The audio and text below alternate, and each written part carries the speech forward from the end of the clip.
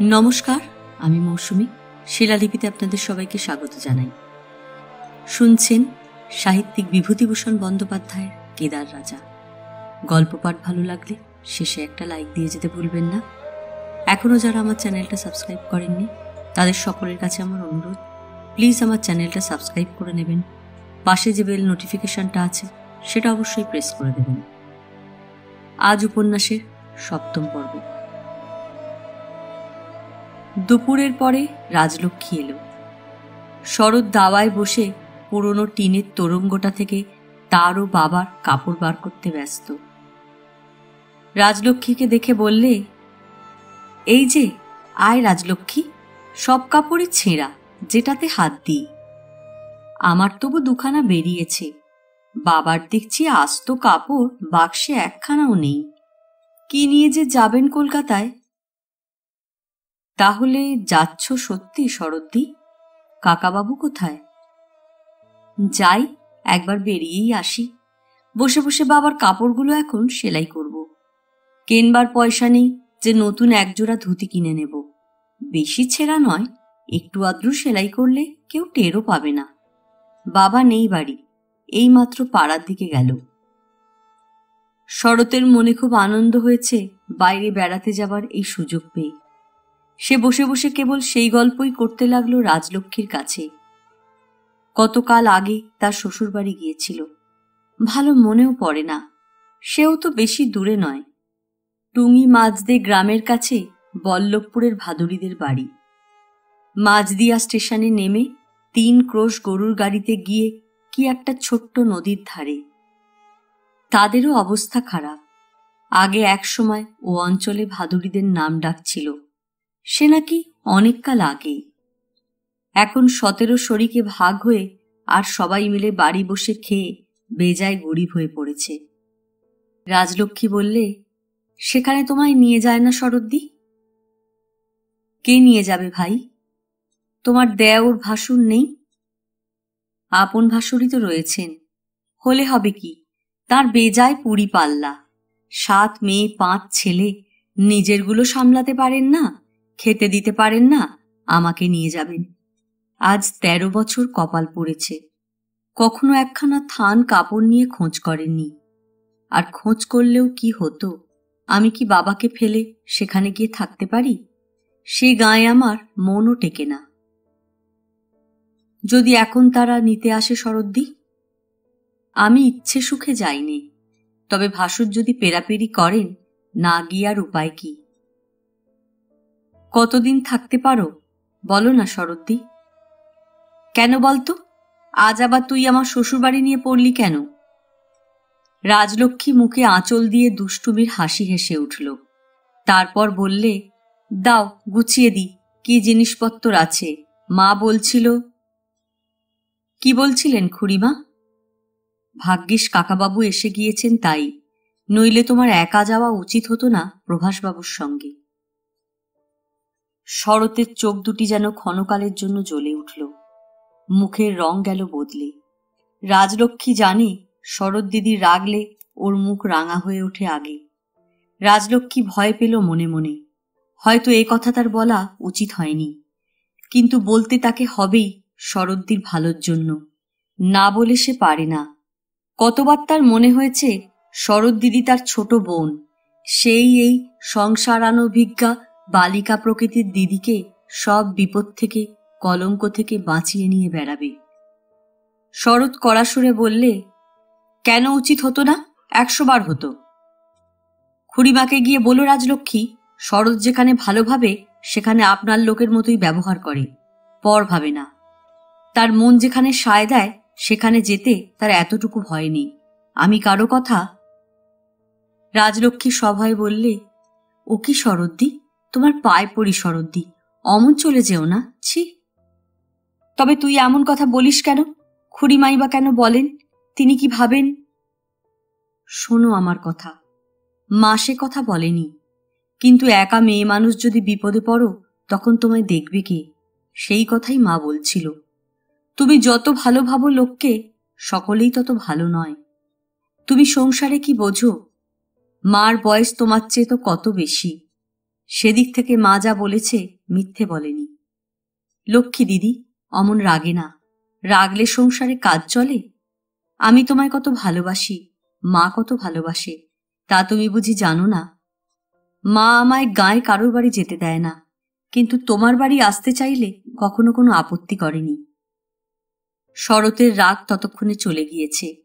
সে রাজলক্ষ্মীর হাত ধরে বললে, কিছু মনে করিস নে রাজি। না, মনে তো করি নে। আমি জানি শরৎদি ছেলে মানুষের মতো, এই রেগে উঠল, এই জল হয়ে গেল।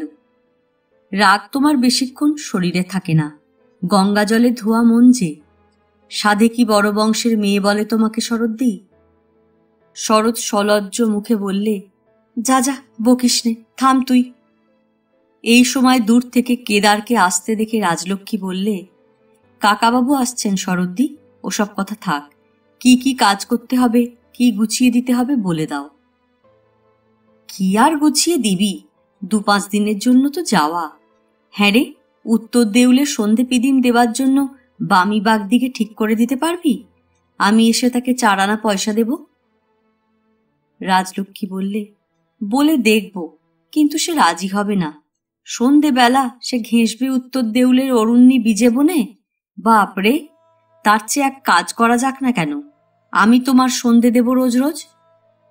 শরৎ বিস্মিত হয়ে ওর মুখের দিকে চেয়ে বললে, তুই দিবি সন্ধে পিদিম উত্তর দেউলে? রাজলক্ষ্মী হেসে বললে, কেন হবে না, পানুকে সঙ্গে নিয়ে আসবো, আর সন্ধ্যের 1 ঘন্টা আগে আলো জেলে রেখে চলে যাব। তোমাদের ঘর বাড়িও তো দেখাশোনা করতে হবে আমায়, অমনি দিয়ে যাব পিদিম জেলে। তাহলে তো বেঁচে যাই রাজলক্ষ্মী, ওই একটা মস্ত ভাবনা আমার, তা জানিস। মনে মনে ভাবি, আমি বেঁচে থাকতে পূর্বপুরুষের দেউলে আলো জ্বলবে না, তা কখনোই হতে দেব না প্রাণ ধরে। আর একটা কথা শিখিয়ে দিই, যখন পিদিম হাতে নিয়ে দেউলে যাবি, তখন বেদবনের জঙ্গলে বারাহী দেবীর যে ভাঙা মূর্তি আছে, সেখানটাতে একবার উদ্দেশ্যে পিদিমটা তুলে দেখাবি। রাজলক্ষ্মীর মুখে কেমন ভয়ের ছায়া নামল। সে বললে, ও মা, ওই ভাঙা কালীর মূর্তি, ওখানে যেতে ভয় করে। কালী নয়, ও বারাহী বলে এক পুরনো আমলের দেবী মূর্তি, বহুকাল পুজোও হয়নি। কেমন চড়কের সময় সন্ন্যাসীরা একবার ওখানে এসে নেচে যায় দেখিসনি? তা যাক নেচে, আমি ওখানে যেতে পারবো না শরৎদি, মাপ করো। তুই যদি না পারিস তবে আমার যাওয়া হবে না, আমি বারাহী দেবীকে ফেলে রেখে যেতে পারবো না। রাজলক্ষ্মী বললে, না দিদি, সত্যি কিছু ভালো লাগছে না, তুমি চলে যাবে, আমার মন কাঁদবে সত্যি। তাই বলছিলাম পারবো না, যদি তোমার যাওয়ায় বাধা দিতে পারি। কিন্তু এখন আমার মনে হচ্ছে এ কাজ ভালো না। শরৎ দিদি কখনো কোনো জায়গায় যায় না, কিছুই দেখেনি, ওই যাক, ঘুরে আসুক। কেদার গামছা পরে পুকুর থেকে স্নান করে এসে বললেন, ও মা শরৎ, একটা ডাব খাওয়াতে পারবি? না বাবা, একটা ছোট্ট ডাব ওবেলা ঠাকুরদের দিয়েছি, এবেলা আর কিছু নেই, পূর্ণবাগ দিকে ডেকে নিয়ে আসবো? না থাক মা, সব গুছিয়ে নিয়ে রাখো। রাজলক্ষ্মী মা, এলি কখন?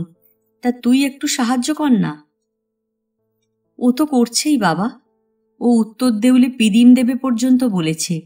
এই গায়ের মধ্যে আর কেউ এত দূর আসেও না, খোঁজ খবরও নেয় না। ও আছে তাই, তবু মানুষের মুখ দেখতে পাই। পরদিন প্রভাসের মোটর সামনের বারুইদের বিল পার হয়ে যাওয়ার পরে কেদারের মুখে প্রথম কথা ফুটল। পিছনের সিটে তিনি মেয়েকে নিয়ে বসেছেন, সামনের সিটে বসেছে অরুণ ও প্রভাস। অরুণ গাড়ি চালাচ্ছে। কেদার মাঝে মাঝে বিস্ময়সূচক 2-1টা রব করছিলেন এতক্ষণ। এইবার মেয়েকে সম্বোধন করে প্রথম কথা বললেন, ও শরৎ, কি জোরে যায় বটে মোটর গাড়ি। বারুইদের বিল গড়শিবপুর থেকে পাক্কা 4 ক্রোশ পথ, হেঁটে আসলে 2-2.5 ঘন্টার কম পৌঁছানো যায় না। আর এই দেখো, চোখের পাতা পাল্টাতে না পাল্টাতে এসে হাজির বারুইদের বিলে। হাজির কি বাবা, বিল পেরিয়েও তো গেল। ও মানুষ না পাখি, কি জোরেই যায় তাই ভাবছি। হ্যাঁ বাবা। কলকাতা কত দূর বললে প্রভাসদা? বেলা 12টা কি 1টার মধ্যে যাব বলছে। 30 ক্রোশ হবে এখান থেকে কলকাতা। প্রভাস সামনের সিটে বসে মুখ ফিরিয়ে চেঁচিয়ে বললে, কাকাবাবু কখনো কলকাতা এসেছিলেন? কেদার বললেন, তা 2-1বার এর আগে আমি কলকাতায় ঘুরে এসেছি, তবে সে অনেকদিন আগের কথা, প্রায় 2 যুগ হলো। অরুণ বললে, সে কলকাতা আর নেই, গিয়ে দেখবেন। শরদ্দি, আপনি কখনো যাননি কলকাতায় এর আগে? না, আমি কোথাও যাইনি। কলকাতাতেও না? কলকাতা তো কলকাতা, বলে কখনো রানাঘাট কিরকম শহর তাই দেখিনি। রাজি হয়ে গেল বাবা তাই, নইলে আমার আশা হতো না। পিদিম দেখানোর জন্যই তো যত গোলমাল। আশ্চর্যের ওপর আশ্চর্য। ধর্মদাসপুরে এসে গাড়ি দাঁড়িয়েছে ছায়ায়। এখনই এলো ধর্মদাসপুরে। কেদার খাজনা আদায় করতে বেরিয়েছেন সকালে, বেলা 11টার কমে ধর্মদাসপুরে পৌঁছতে পারেননি। আর সেই ধর্মদাসপুর পার হয়ে গেল বড়জোর 40 মিনিটে, কি তারও কমে। শরৎকে বললেন, মা, এই দেখো ধর্মদাসপুর গেল। সেই যে একবার ওল এনেছিলাম মনে আছে? সে এখান থেকে নিয়ে গিয়েছিলাম। কি জোরে যাচ্ছে একবার ভেবে দেখো দেখিন। হ্যাঁ, গাড়ি বের করেছে বটে সাহেবরা। শরৎ ক্রমাগত ছেলে মানুষের মতো প্রশ্ন করতে লাগল, বাবা, আর কত দেরি আছে কলকাতা? কতক্ষণে আমরা কলকাতা পৌঁছব? প্রায় ঘন্টা চারেক একটানা ছোটার পরে একটা শহরে বাজারের মতো জায়গায় গাড়ি ঢুকল। কেদার বললেন, এটা কি জায়গা? প্রভাস বললে, এটা বারাসাত, আর বেশি দূর নেই কলকাতা। এখান থেকে একটু চা খেয়ে নেবেন কাকাবাবু? কেদার বললেন, কেন, এখানে কি তোমার কোনো জানাশোনা লোকের বাড়ি আছে নাকি? চা খাবে কোথায়? না, জানাশুনো কেউ নেই, দোকানে খাবো। চায়ের দোকান আছে অনেক। না বাপু, তোমরা খাও, আমি দোকানের চা কখনো খাইনি, ও আমার ঘেন্না করে। আমি বরং একটু তামাক ধরিয়ে খাই, অনেকক্ষণ তামাক খাওয়া হয়নি। দোকানের চা শরৎও খেলে না। অরুণ ও প্রভাস নিজেরা গাড়ির কাছে চা আনিয়ে খেলে। কেদার আরাম করে হুঁকো টানতে টানতে বললেন, চা ভালো? প্রভাস ব্যস্ত হয়ে বলে উঠল, কেন, মন্দ না, খাবেন, আনাবো? না, আমি সেজন্য বলছি নে, আমি দোকানের চা কখনো খাইনি, ও খাবও না কখনো। তোমরা খাও, আমরা সেকেলে মানুষ, আমাদের কত বাজবিচার। গাড়ি ছেড়ে যশোর রোড দিয়ে অনেকখানি এসে একটা বড় লোকের বাগান বাড়ির মধ্যে ঢুকল। ফটক থেকে লাল সুরকির রাস্তা সামনে সুদৃশ্য অট্টালিকাটির গাড়ি বারান্দাতে গিয়ে শেষ হয়েছে। পথের দুধারে এরিকা পামের বড় বড় চারা গাছ, ক্রোটন, শেফালি, চাঁপা, আম, গোলাপজাম প্রভৃতি নানান রকম গাছ। প্রভাস বললে, আপনারা নামুন, এবেলা এখানে থাকবেন আপনারা। এটা অরুণদের বাগান বাড়ি, ওর দাদামশাইয়ের তৈরি বাড়ি এটা।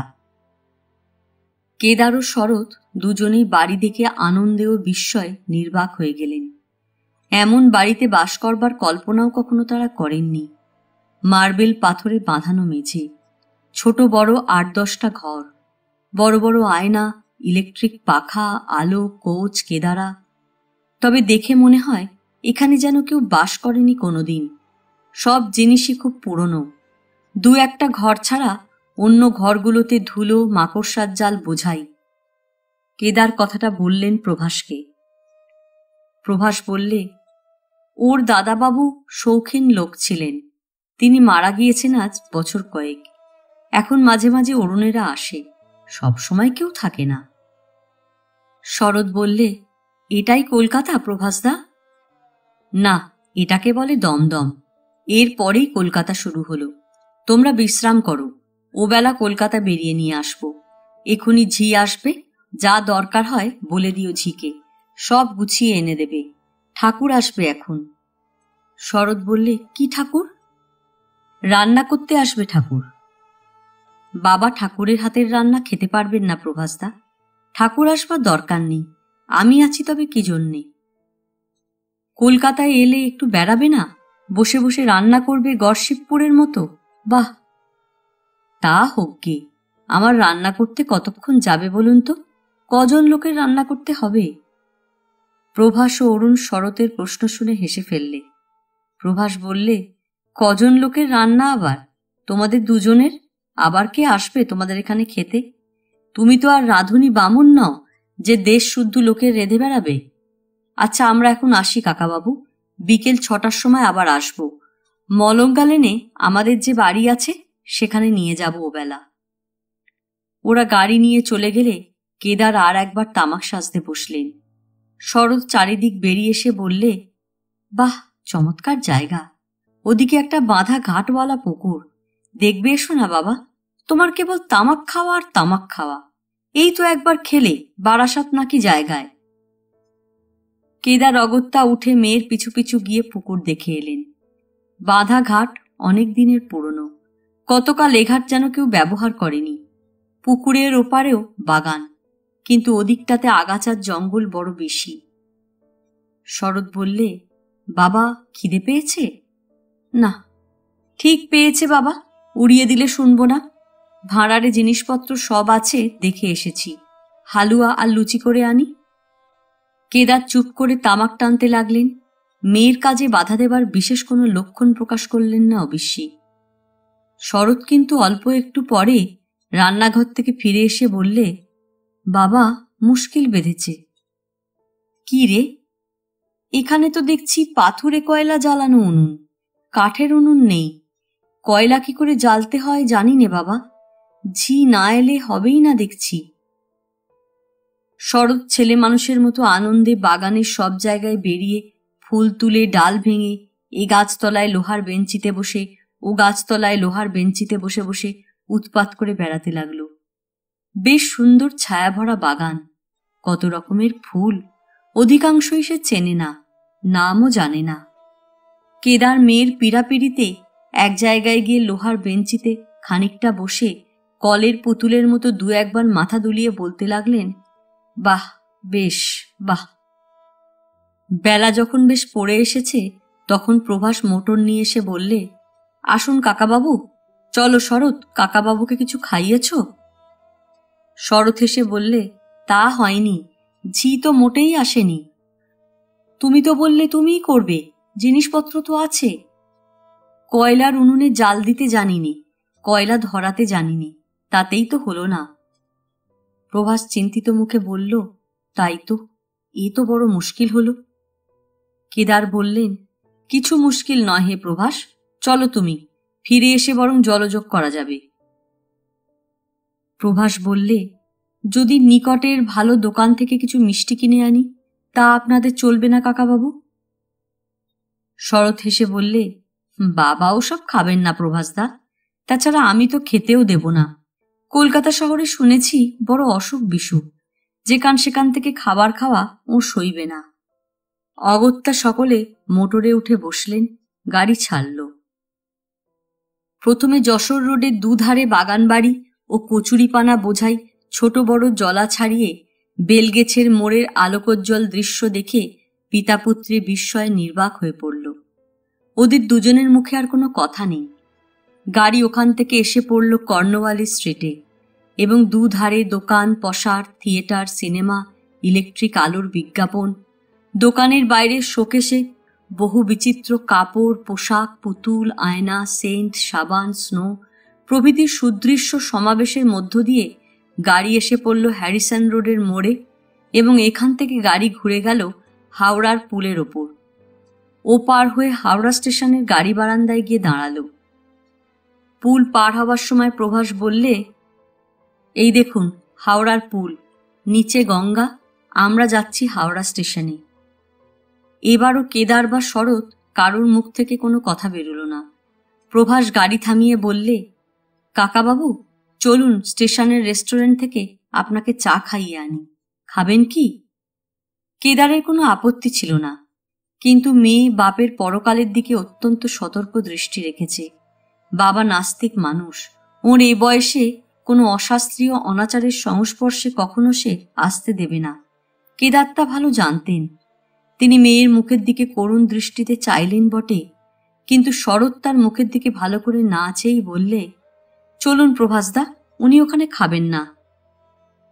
অগত্যা প্রভাস আবার গাড়ি ছেড়ে হাওড়ার পুলের ওপর এলো এবং আস্তে আস্তে চলতে লাগলো। আঙুল দিয়ে দেখিয়ে বললে, ওই দেখুন সব জাহাজ। শরদ্দি দেখো, সমুদ্রে যে সমস্ত জাহাজ যায় ওই দাঁড়িয়ে আছে। স্ট্র্যান্ড রোড দিয়ে গাড়ি এলো আউটরাম ঘাটে। ওদের দুজনকে নামিয়ে নিয়ে প্রভাস আউটরাম ঘাটের জেটিতে গিয়ে একখানা বেঞ্চিতে বসল। সামনের গঙ্গাবক্ষে ছোট বড় স্টিমার বাঁশি বাজিয়ে চলেছে। বড় বড় ভর ও বজরা ডাঙার দিকে নোঙর করে রেখেছে। সার্চ লাইট ঘুরিয়ে ঘুরিয়ে লাল একখানা বড় স্টিমার আস্তে আস্তে যাচ্ছে নদীর মাঝখান বেয়ে। সুবেশা নরনারীরা জেটির ওপর বেরিয়ে বেড়াচ্ছে। চারদিকে একটা যেন আনন্দ ও উৎসাহের কোলাহল। একটা বড় বয়া ঢেউয়ের স্রোতে দুলছে দেখে শরৎ আঙুল দিয়ে দেখিয়ে বললে, ওটা কি? প্রভাস বললে, জাহাজ বাঁধে ওই আংটাতে, বয়া বলে ওকে। আরো অনেক আছে নদীতে। এতক্ষণ ওদের দুজনের কথা যেন ফুটল। কেদার নিঃশ্বাস ফেলে বললেন, বাপরে, কি কাণ্ড! হ্যাঁ, শহর তো শহর, বলিহারির শহর বটে বাবা। শরৎ বললে, সত্যি বাবা, এমন কখনো ভাবিনি। এ যেন জাদুকরের কাণ্ড। আচ্ছা, এখানে জলের ওপর ঘর কেন? প্রভাস বুঝিয়ে দিয়ে বললে, শরদ্দি, কাকাবাবুকে এবার চা খাওয়ানো চলবে এখানে, খুব ভালো বন্দোবস্ত। শরৎ রাজি হল না। বাবাকে পরকালে জমের বাড়ি সে কখনো পাঠাতে পারবে না। যা নাস্তিক উনি, এমনি কি গতি হয় ওর কে জানে। তার উপর রাস আলগা দিলে কি আর রক্ষা আছে? বাবা ধেই ধেই করে নৃত্য করে বেড়াবেন এই কলকাতা শহরে। প্রবাসের নির্বন্দাতিশয্যে শরৎ একটু বিরক্তই হল। সে যখন বলছে বাবা যেখানে সেখানে খাবেন না, তখন তাকে অত প্রলোভন দেখাবার মানে কি? বললে, আচ্ছা প্রভাসদা, ওকে খাইয়ে কেন বাবার জাতটা মারবেন এ কদিনের জন্য? ও কথা ছেড়ে দিন। এবার কিন্তু কেদার বিদ্রোহ ঘোষণা করে বললেন, হ্যাঁ, যত সব।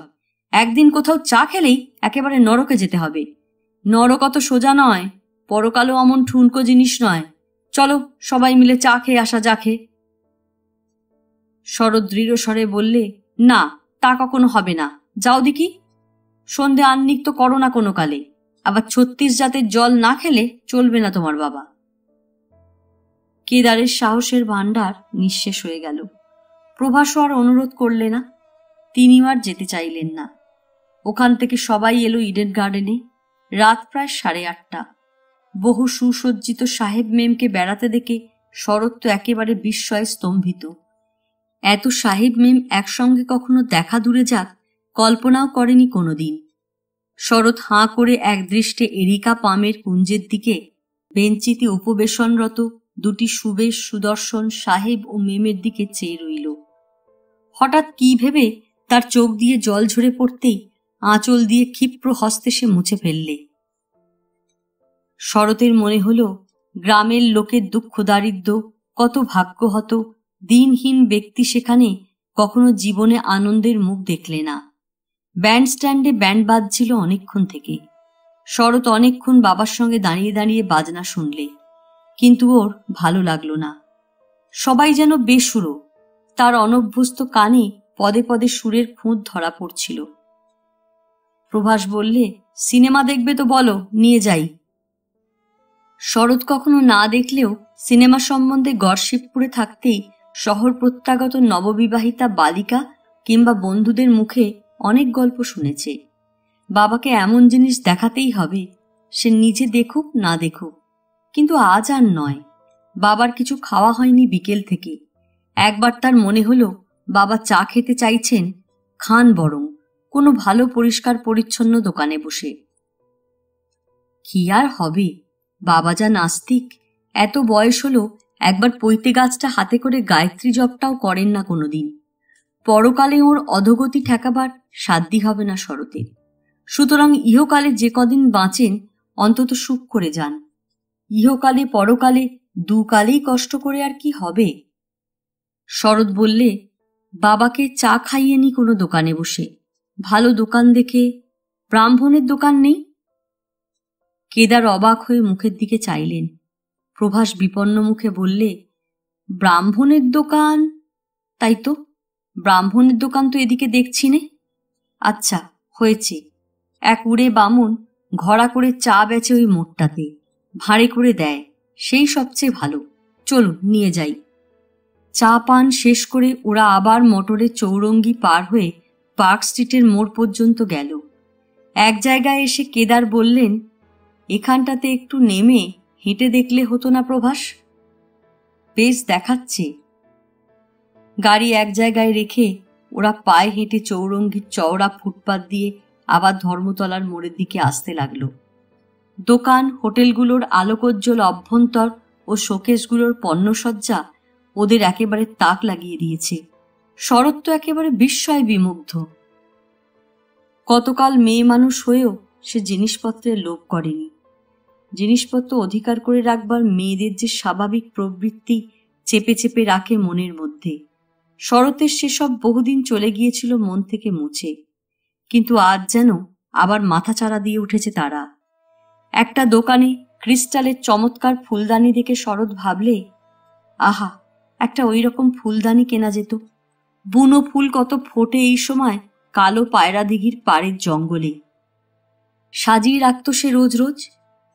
একটা চমৎকার পুতুল সাদা পাথরের, একটা কি অদ্ভুত কাঁচের বল, তার মধ্যে বিজলির আলো জ্বলছে। কি চমৎকার চমৎকার শাড়ি একটা বাঙালির দোকানে। রাজলক্ষ্মীর জন্য ওই রকম শাড়ি একখানা যদি নিয়ে যাওয়া যেত। জন্মে সে এরকম রঙের আর এরকম পাড়ের শাড়ি কখনো দেখেনি। প্রভাস বললে, এটাকে বলে নিউ মার্কেট। চৌরঙ্গি ছাড়িয়ে এলাম, চলুন শরদ্দির জন্য কিছু ফল কিনি। শরৎ বললে, না, আমার জন্য আবার খরচ করেন কেন প্রভাসদা? ফল কিনতে হবে না আপনার। প্রভাস ওদের কথা না শুনে ফলের দোকানের দিকে সকলকে নিয়ে গেল। এর নাম ফলের দোকান। শরৎ ভেবেছিল বুঝি ঝুড়িতে করে তাদের দেশের হাটের মতো কলা, পেঁপে, বাতাবি লেবু বিক্রি হচ্ছে রাস্তার ধারে। এরই নাম ফলের দোকান। কিন্তু এ কি ব্যাপার?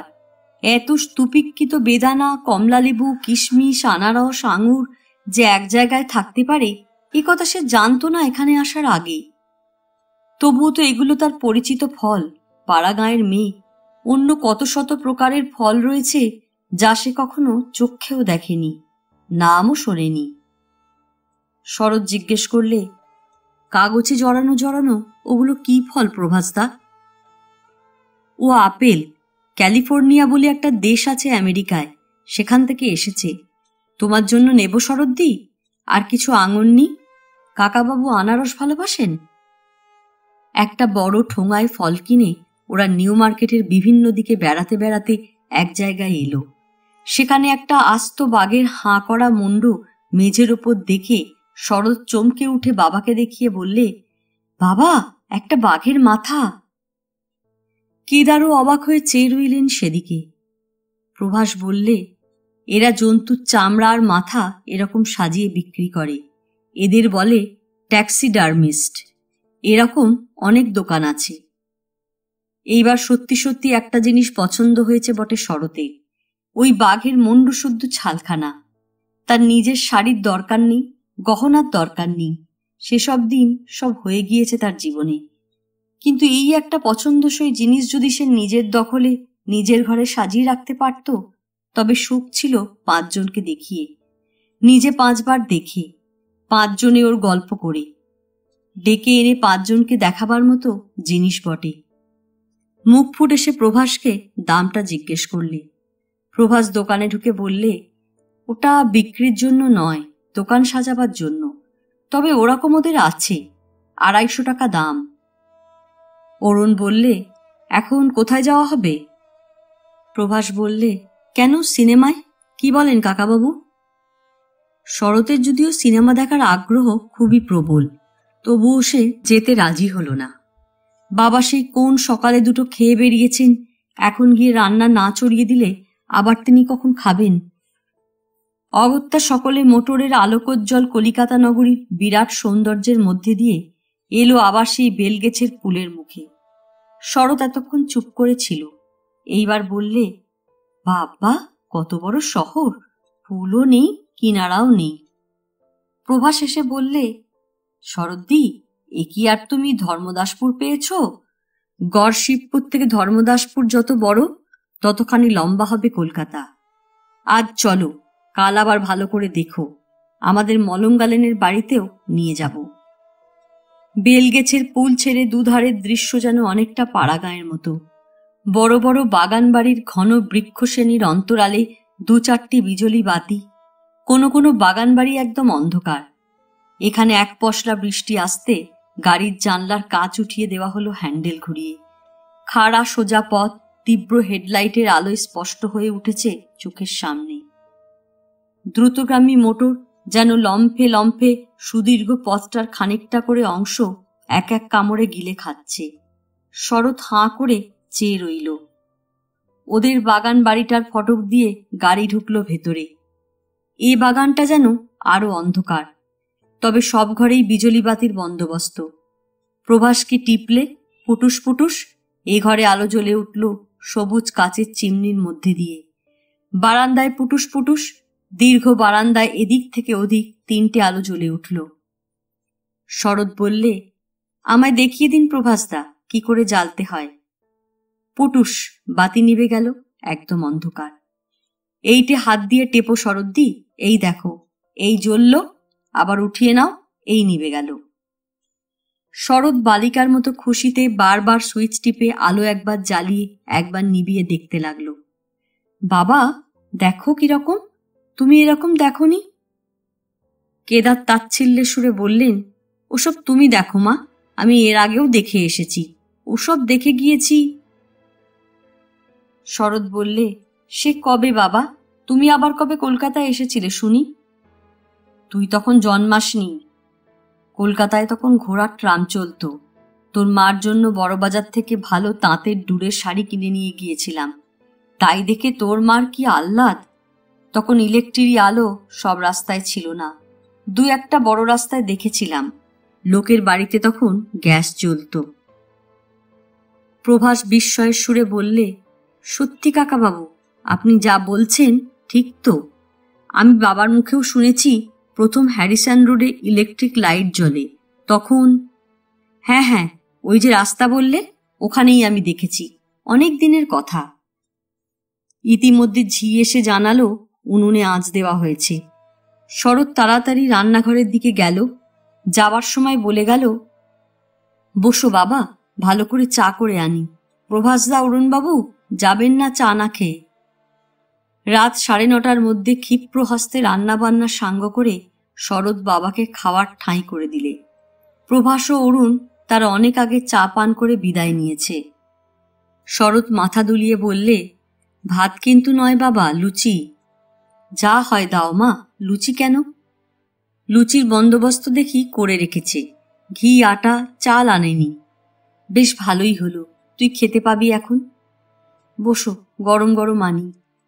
পরম তৃপ্তির সহিত প্রায় 20-22খানা লুচি অনর্গল খেয়ে যাওয়ার পরে কেদারের মনে পড়ল আর বেশি খাওয়া ঠিক হবে না, মেয়ের লুচিতে টান পড়বে।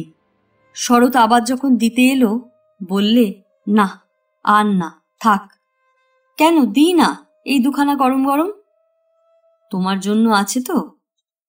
ওমা, সে কি, প্রায় 8 সেরের ওপর আটা, 1 পোয়া আটার লুচি আমি খেতে পারি না, তুমি পারো? খুব পারি, ও কথা বলো না মা, এক সময়। তোমার তো বাবা কেবল এক সময় আর এক সময়, এখন পারো না তো আর? খুব পারি, পারলেও আর দেব না, খেয়ে ওঠো, বিদেশ বিভুই জায়গা। দাঁড়াও, দইটা নিয়ে এসে দিই, দই আছে, মিষ্টি আছে। আহারাদি সেরে পরিতৃপ্তির সহিত তামাক টানতে টানতে কেদার মেয়েকে বললেন, প্রভাস ছোকরা ভালো, বেশ জোগাড় আয়োজন করেছে খাওয়ার, কি বলিস মা? চমৎকার, আবার কি করবে? ফলগুলো কেটেছিস নাকি? না বাবা, কাল সকালে কাটবো, তোমায় দেব, আজ তো লুচি ছিল তাই খেলাম। বড্ড নির্জন বাগানটা না? গড়ের জঙ্গলের চেয়ে নির্জন নয় তা বলে, ওই তো রাস্তা দিয়ে মোটর গাড়ি যাচ্ছে, আর গড়ের জঙ্গলে যে সময় শিয়াল ডাকে বাঘ বের হয়। তুই যা বলিস বাপু, যেখানে যতই জঙ্গল হোক জন্মভূমি তো বটে, সেখানে ভয় হয়? সত্যি করে বলতো। ভয় হলে কি থাকতে পারতাম বাবা? ছেলেবেলা থেকে কাটালাম কি করে তবে? কিন্তু এখানে কেমন যেন ভয় করে মা। কলকাতা শহর বড় যেমন, তেমনি গুন্ডা বদমাইশের জায়গা।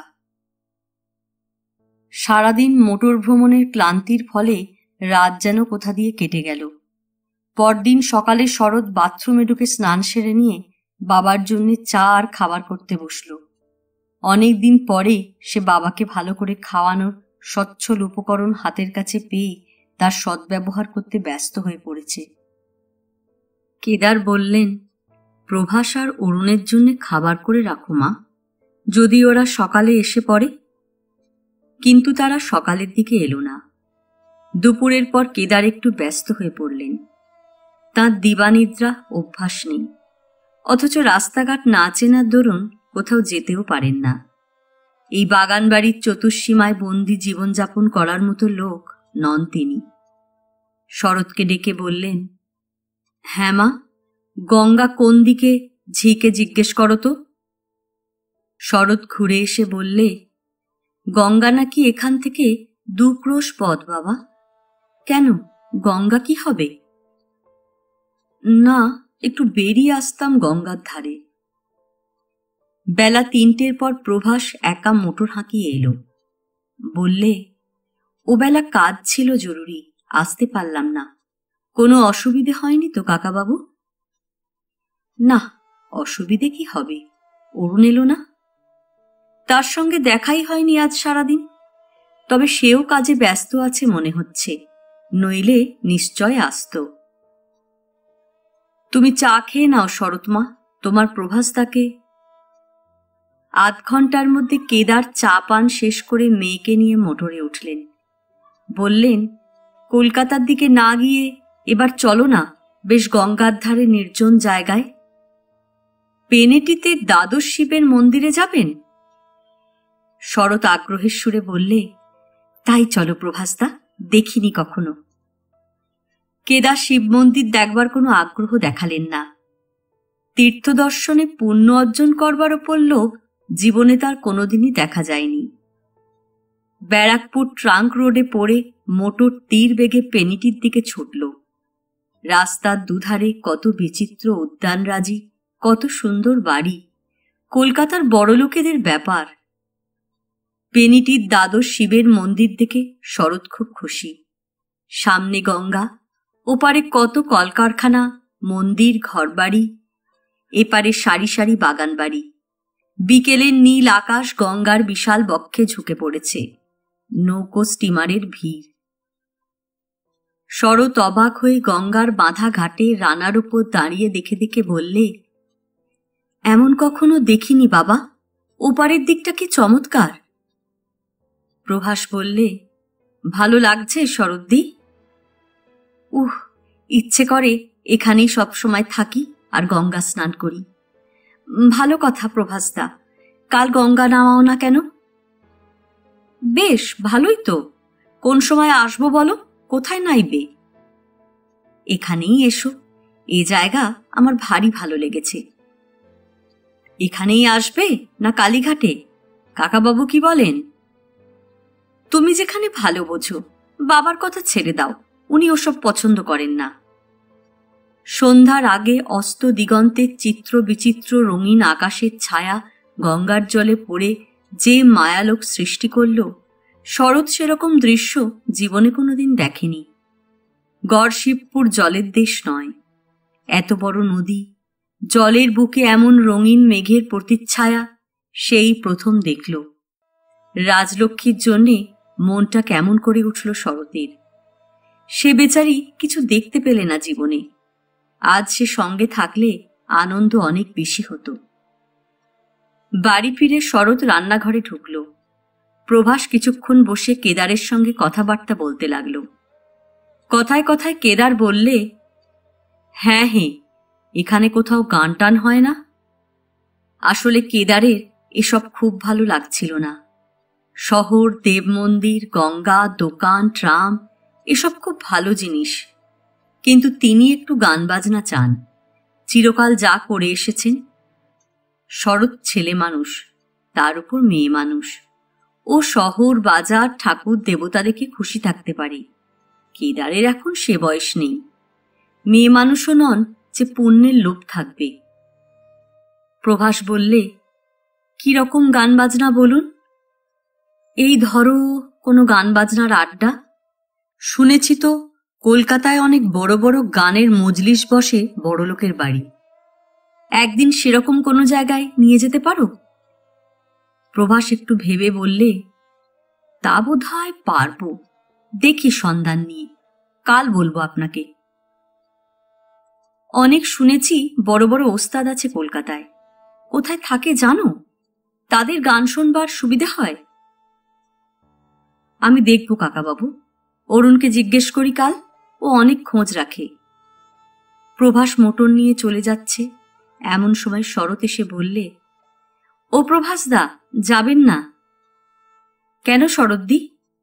আপনার জন্য একটা জিনিস তৈরি করেছি। কি বলো না? এখন বলছি নে, আসুন, খাবার সময় দেব। খুব দেরি হয়ে যাবে শরৎদি। কিচ্ছু দেরি হবে না, হয়ে গেল, গরম গরম ভেজে দেব। কিছুক্ষণ পরে শরৎ একখানা রেকাবিতে খান কতক মাছের কচুরি এনে বললে, খেয়ে দেখুন কেমন হয়েছে। এবেলা ঝি ভালো পোনা মাছ এনেছে, প্রায় আধশের। অত মাছ রান্না করে কে খাবে? তাই ভাবলাম বাবার জন্য খান কতক কচুরি ভাজি। প্রভাস বললে, কাকাবাবুকে দিলে না? তাকে এখন না, এখন খেলে রাত্রে আর খেতে পারবেন না, তখন একেবারে দেব। প্রভাস খাওয়া শেষ করে বিদায় নেওয়ার আগে বললে, কাল শরৎদি গঙ্গা নাওয়াবো তোমায়। ভেবে রেখো কালীঘাট না পেনেটি, কোথায় যাবে। কেদার বললেন, আমার কথাটা যেন মনে থাকে প্রভাস, ভালো গান বাজনার সন্ধান পেলেই খবর দেবে। সে আমার মনে আছে কাকাবাবু। পরদিন সকালে উঠে কেদার দেখলেন মেয়ে তাঁর আগেই উঠে বাগানে ফুল তুলে বেড়াচ্ছে। বাবাকে দেখে বললে, ওঠো বাবা, আমি আজ পুজো করব ভেবে ফুল তুলছি। কি চমৎকার চমৎকার ফুল ফুটে আছে পুকুরের ওপারে। তুমি চেনো এসব ফুল? বিলিতি নাকি ফুল, দেখিনি কখনো। কেদার বললেন, বেশ বাগান বাড়িটা, নামা শরৎ, কিন্তু কিন্তু কি বাবা?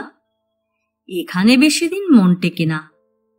আমাদের গড় শিবপুরে সেই জংলা ভালো, নামা। যা বলেছ বাবা, বাগানের পুকুরটা দেখে আমার এইমাত্র কালো পায়রার দিঘির কথা মনে পড়ছিল। আর কতদিন থাকবে এখানে? প্রভাস কিছু বলেছে? তুমি যে কদিন বলো বাবা। এখনো কালীঘাট দেখিনি, বায়োস্কোপ দেখিনি, দেখি সেগুলো। আর কি কি আছে দেখবার বাবা? চিড়িয়াখানাটা আমার সেবারও দেখা হয়নি, এবার দেখব। সেবার মানে কি বাবা? হয়তো 30-32 বছর আগেকার কথা, আমার জন্মাবার অনেক আগে, না? হ্যাঁ, তা হবে। তোমার মায়ের জন্য একখানা শাড়ি, বেশ ভালো ডুরের শাড়ি কিনে নিয়ে যাই, মনে আছে। তুমি হাত ধুয়ে নাও বাবা, আমি চা করে আনি। খাবার কি খাবে? এমন সময় গেটের পথে মোটরের শব্দ শোনা গেল। সঙ্গে সঙ্গে প্রভাসের মোটর এসে বারান্দার সামনে লাল কাকড়ের পথের ওপর এরিকা পাম কুঞ্জের ছায়ায় দাঁড়িয়ে গেল। প্রভাস নেমে এসে বললে, চলুন কাকাবাবু, কালীঘাটে নিয়ে যাই। শরৎদি, তৈরি হয়ে নাও। শরৎ খুশিতে উৎফুল্ল হয়ে বললে, সে বেশ হবে প্রভাসদা, চলো বাবা, চা করে নিয়ে এলাম বলে, বসো সব। সত্যি এ কদিন অদ্ভুত উত্তেজনা ও আনন্দের মধ্যে শরতের দিনগুলো কেটে যাচ্ছে। কেদার বৃদ্ধ হয়েছেন, নতুন জায়গা এখন আর তার মনে তেমন ধাক্কা দেয় না। জীবনের সমস্ত আকাশটা জুড়ে গড়শিবপুরের ভাঙা রাজদেউরি ও বন জঙ্গলে ঘেরা গড়খাই সেখানে পূর্ণ অধিকারের আসন পেতেছে। আর আছে ছিবাসমুদির দোকান, ওপাড়ার কৃষ্ণযাত্রার আখড়ায়ের আসর, তার সঙ্গে হয়তো সতীশকলুর দোকান, তাদের ছোট্ট গড়ের বাড়িখানা। এ বয়সে নতুন কোনো জিনিস জীবনে স্থান দখল করতে পারে না। জীবনের বৃত্ত পরিধিকে শেষ করে অধিকের বিন্দুতে মিলবার চেষ্টায় রয়েছে। নব অনুভূতিরাজির সঞ্চার এ বয়সে সম্ভব কবি ও বৈজ্ঞানিকের পক্ষে, প্রতিভাবান শিল্পীর পক্ষে, কেদার সে দলে পড়ে না। প্রভাসের মোটর এবার স্ট্র্যান্ড রোড ধরে চলল হ্যারিসন রোড দিয়ে পড়ে। প্রভাস বললে, ইডেন গার্ডেনটা একবার দেখিয়ে নিয়ে যাই আপনাদের। কেদার বললেন, সেটা কি বাবাজি? আগে একটা বাগান, বেশ ভালো, সবাই বেড়াতে আসে। ও বাগান টাগান আমরা আর কি দেখব, বন বাগান তো দেখেই আসছি, তুমি বরং আমাদের কালীঘাটটা নিয়ে চলো। কালীঘাটে কালী মন্দিরের সামনের চত্বরে অরুণ দাঁড়িয়ে আছে দেখতে পেয়ে শরৎ খুশির সুরে বললে, বাবা, ওই অরুণ বাবু, ডাকুন না প্রভাসদা। প্রভাস বললে, এখানে আমাদের সঙ্গে মেলবার কথা ছিল ওর। অরুণ, এই যে। শরৎ কালীগঙ্গায় স্নান সেরে মন্দিরে দেবী দর্শন করে এলো, সঙ্গে রইল প্রভাস। কেদার মোটরে বসে চারিপাশের ভিড় দেখতে লাগলেন। অরুণ একটা ছোট ঘর ভাড়ার চেষ্টায় গেল, কারণ প্রভাস ও অরুণ দুজনে শরৎকে বিশেষ করে ধরেছে এখানে চড়ুই ভাতি করতে হবে। শরতের বড় অস্বস্তি বোধ করে একটা ব্যাপারে, এখানকার লোকে এমনভাবে তার মুখের দিকে চেয়ে আছে কেন? শহরের লোকের এমন খারাপ অভ্যাস কেন? আজ কদিন থেকেই সে লক্ষ্য করছে। অপরিচিতা মেয়েদের দিকে অমনভাবে চেয়ে থাকা বুঝি ভদ্রতা? শরতের জানা ছিল কলকাতার লোকে শিক্ষিত, তাদের ধরন ধারণ খুব ভদ্র হবে, তাদের দিকে গড়শিবপুরের মতো পাড়াগাঁয়ের লোকেরা শিখবে। এখন দেখা যাচ্ছে তার উল্টো। অরুণ বাড়ি ঠিক করে এসে কেদারকে বললে, এরা কই? চলুন এবার, সব ঠিক করে এলাম। একটু পরে প্রভাসের সঙ্গে শরৎ মন্দির থেকে ফিরল। ওরা সবাই মিলে ভাড়াটে ঘরে গিয়ে শতরঞ্জি পেতে বসল। হোগলার ছাওয়া, দরমার বেড়া দেওয়া সারি সারি অনেকগুলো খুপড়ির মতো ঘর, ছোট্ট একটুখানি নিচু দাওয়ায় মাটির উনুন। প্রভাস মোটরের ক্লিনারকে সঙ্গে নিয়ে গিয়ে প্রচুর বাজার করে নিয়ে এলো, এমনকি প্রসাদী মাংস পর্যন্ত। কেদার খুব খুশি। মেয়েকে বললেন, ভালো করে মাংসটা রাঁধিস মা, একটু ঝাল দিস। সে কি বাবা, ঝাল যে তুমি মোটে খেতে পারো না। তা হোক, কচি পাঁটার মাংসের ঝাল না দিলে ভালো লাগে না। রান্না খাওয়া মিটতে বেলা 3টে বাজল। অরুণদের আবার কে একজন বন্ধু এসে ওদের সঙ্গে যোগ দিলে। লোকটি এসেই বলে উঠল, এই যে প্রভাস, আরে অরুণ, এনেছিস তো জুত করে। ভালো চিজ বাবা, তোদের সাহস আছে বলতে হবে। প্রভাস তাড়াতাড়ি তাকে চোখ টিপে দিলে শরৎ দেখতে পেল। সে কিছু বুঝতে পারলে না লোকটা অমন কেন। এসেই চিৎকার করে কতকগুলো কথা বলে উঠল, যার কোনো মানে হয় না। কলকাতা শহরে কত রকম মানুষই না থাকে। কি জানি কেন লোকটাকে শরতের মোটেই ভালো লাগলো না। মোটা মতো লোকটা, নাম গিরিন, বয়সে প্রভাসের চেয়েও বড়, কারণ কানের পাশের চুলে বেশ পাক ধরেছে। 3টের পর ওখান থেকে বেরিয়ে কিছু দূরে গিয়ে প্রভাস একটা বাগানের সামনে গাড়ি রেখে বললে, এই চিড়িয়াখানা কাকাবাবু, নেমে দেখুন এবার। শরৎ সব দেখে শুনে সমস্ত দিনের কষ্ট ও শ্রম ভুলে গেল। কেদারও এমন এমন এক একটা জিনিস দেখলেন যা তার মনে হলো না দেখলে জীবনে একটা অসম্পূর্ণতা থেকে যেত। পৃথিবীতে যে এত সুন্দর অদ্ভুত ধরনের জীবজন্তু থাকতে পারে তার কল্পনা কে করেছিল? কেদার তো ভাবতেই পারেন না। পিতাপত্নীতে মিলে সমবয়সী বালক বালিকার মতো আমোদে পশু পাখি দেখে বেড়ালো। এ ওকে দেখায়, ও একে দেখায়। কি ভীষণ ডাক সিংহের! জলহস্তি, এর নাম জলহস্তি? ছেলেবেলায় প্রাণী বৃত্তান্ত বলে বইয়ে কেদার এর কথা পড়েছিলেন বটে। ওই দেখো শরৎ মা, ওকে বলে উট পাখি। কত বড় ডিম বাবা উট পাখির! আচ্ছা, ও খায় প্রভাসদা? বিক্রি হয়? ফেরবার সময় গেটের কাছে এসে গিরিন প্রভাস ও অরুণের সঙ্গে কি সব কথা বললে। প্রভাস এসে বললে, কাকাবাবু, এবার চলুন সিনেমা দেখে আসি, মানে বায়োস্কোপ, কাছেই আছে। কেদার বললেন, তা চলো, যা ভালো হয়। বাইরে এসে ওরা একটা ফাঁকা মাঠের ধারে মোটর থামিয়ে কেদার ও শরৎকে নেমে হাওয়া খেতে বললে। এরই নাম গড়ের মাঠ। সেদিনও নেমেছিল শরৎ। তখন সন্ধ্যা হয়ে আসছে। রাস্তার ধারে গ্যাসের আলো এক একটা করে জ্বেলে দিচ্ছে। শরৎ জিজ্ঞাসা করলে সে বায়োস্কোপ কতক্ষণ দেখতে হবে। প্রভাস বললে, এই 9:30 পর্যন্ত। শরৎ ভেবে দেখলে অত রাত্রে গিয়ে রান্না চড়ালে বাবা খাবেন কখন? তাছাড়া বাবা আজ সারাদিন এখানে ওখানে বেরিয়ে শ্রান্ত হয়ে পড়েছেন। বুড়ো বয়সে অত অনিয়ম করলে যদি শরীর অসুস্থ হয়ে পড়ে বিদেশে, তখন ভুগতে হবে তাকেই। সে বললে, আজ থাক প্রভাসদা, আজ আর বায়োস্কোপ দেখে দরকার নেই, বাবার খেতে দেরি হয়ে যাবে। গিরিন তবুও নাছোড়বান্দা। সে বললে, কিছু ক্ষতি হবে না, মোটরে যেতে আর কতটুকু লাগবে, আজই দেখা যাক। শরৎকে অত সহজে ভোলানো যাবে তেমন প্রকৃতির মেয়ে সে নয়। নিজের বুদ্ধিতে সে যা ঠিক করে, ভালো হোক মন্দ হোক, তার সে সংকল্প থেকে নড়ানো গিরিনের কর্ম নয়। গিরিন শীঘ্রই তার পরিচয় পেলে। প্রভাসকে সে ইংরেজিতে কি একটা বললে। প্রভাস ও অরুণ দুজনে অনুচ্চস্বরে কি বলাবলি করল। প্রভাস বললে, কাকাবাবু কি বলেন?